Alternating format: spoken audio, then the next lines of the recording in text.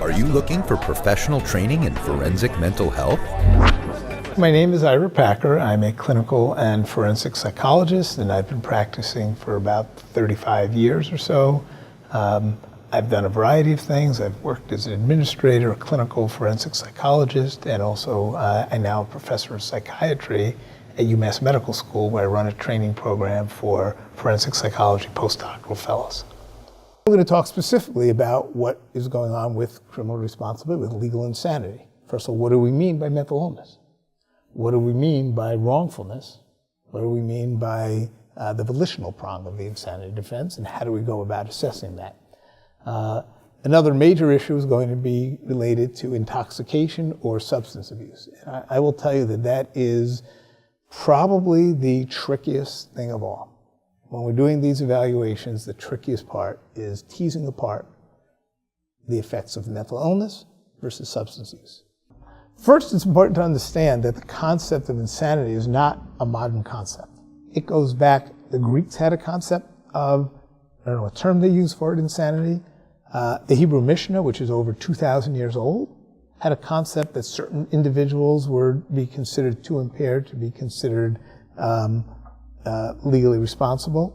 In the Middle Ages, they had the concept of the wild beast test, right? Which was if the person's function was understanding was no greater than that of a wild beast, then that person would not be considered responsible for their behavior.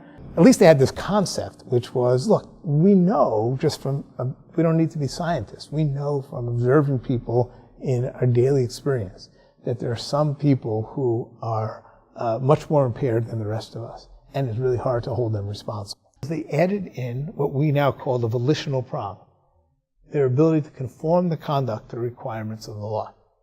Okay? So the first one is called the cognitive prong, right? Do you appreciate that it's wrong? Do you have the capacity to conform your behavior, meaning are you able to exert control? Okay? Now, interestingly, how they got to that volitional prong is that there was something that had occurred in between McNaughton and ALI.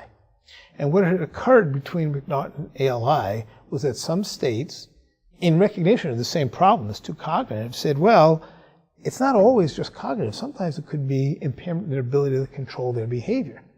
So they came up with the concept of irresistible impulse. Okay?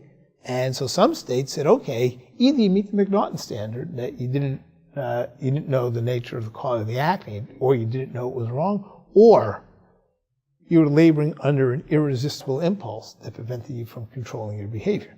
To learn more about Concept's professional training opportunities, visit us at concept-ce.com.